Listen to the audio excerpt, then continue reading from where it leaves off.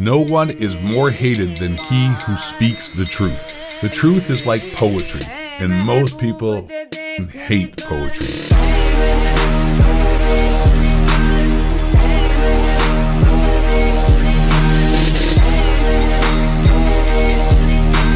8 Thoughts, which I am not. I'm the ghost of 8, but 8 Thoughts is way ahead and was way ahead of the curve with what he was saying 10 years ago about Call of Duty, and people hated him for it. And ultimately, honestly, the toxicity in the Call of Duty community against 8 Thoughts, because the dude just kept it real and packed to steel, ultimately led to his demise and his channel being taken down because everyone was hunting for him, gunning for him, and he was public enemy number 1. Which brings me to today's video and why I'm bringing up the past of 8 Thoughts and people who tell the truth are most hated type people, is I saw this tweet on Twitter by Chain Feeds. Suspected reverse booster. I don't know if you suspect, I think it's pretty obviously reverse boost. Whatever. Brought this tweet out, and it is just kind of funny how things today and how many channels today hate, I guess, it's not hate, but are negative towards Call of Duty, and how accepting everyone is of these channels for talking shit about Call of Duty.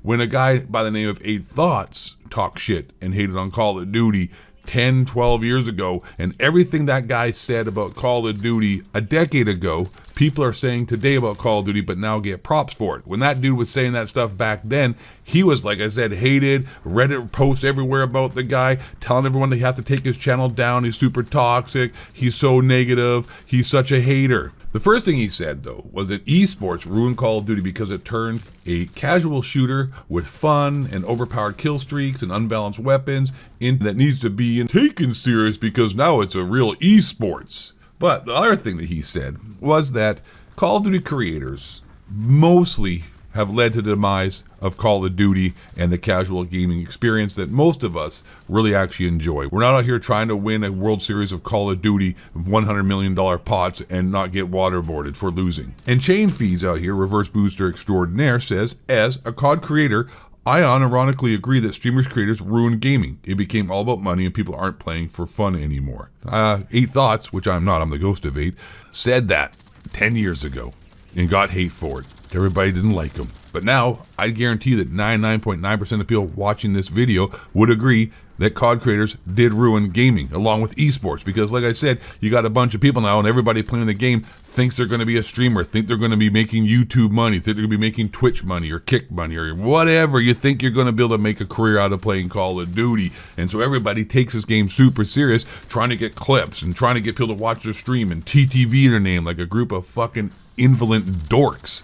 I know some of you are also going to say that skill-based matchmaking ruined Call of Duty, but I think, you know what, was the chicken or the egg? Did Call of Duty become super hyper-competitive with a bunch of wannabe streaming dweebs that made these developers and Activision implement a skill-based matchmaking into the game for like the people who are playing the game who don't want to be that guy and didn't actually try to play this game super serious and just take it casually? So you can't mix it like water and oil. You can't take a bunch of dudes who play like Chain Feeds or whomever and then mix it with a bunch of just regular guys, because honestly it would just be a complete and utter joke. It's just the skill gap now is so big between people like TTV sweating nerds with MLG skins playing this game all day and they're streaming it to one person who is probably just their actually second account. No one even watches them. Those kind of dweebs who were like sit there with a shit bucket because they have to play to get their whatever interstellar camo. I mean, it's crazy. You see guys now, like, let me put this out here before I go any further.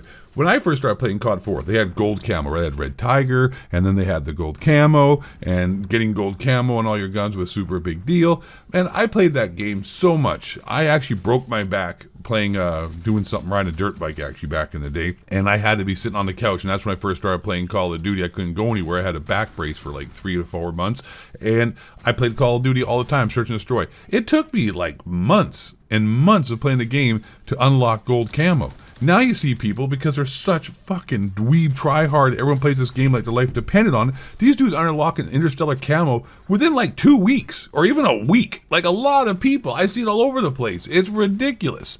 So my point is that, you know, all these people play the game so much, and maybe skill-based matchmaking was implemented because people have taken this game so damn serious. And if the game wasn't taken so damn serious and we just played it like how it's supposed to be, and gaming in general, not just Call of Duty, is a victim of this. Online games nowadays are taken so serious for everywhere, and there's skill-based matchmaking in almost every online first-person or third-person shooter or battle royale, because it's been turned into a business of seriousness. You got to be good at gaming. We got to get you making money for these corporations. That's what happened, right? I just want to let that clear out here. The reason why this has become such a serious gaming situation is because corporations found a way to monetize that. Everything in this world comes down to two things that you're going to find out if you haven't found out already: money and power.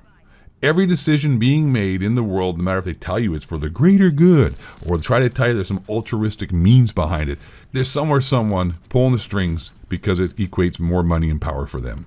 And gaming and the whole seriousness and esports and everybody playing like their life depended on it is because esports became a business. So they had to convince everybody that Call of Duty is a serious game. I mean, like, you cannot pick a first-person shooter that is more bullshit and completely not something that should be taken as actually like a sport of a game, or a game that could be considered actually like something that isn't just based on a bunch of nonsense. Like, Call of Duty is the least serious game, but everyone takes it serious. And you think like it means something to be good at this game when mostly everything is contrived and out of your control, and the hit registration and your connection, and nothing really, means anything, but people have been convinced it does by corporations to make money. Like Twitch. Twitch doesn't give a shit about gaming. They just do it because they make money by people on their streaming and spending time and donations and subscribers. YouTube, the only reason anyone takes gaming seriously is because corporations get money and power out of it. All these situations that have arisen from this gaming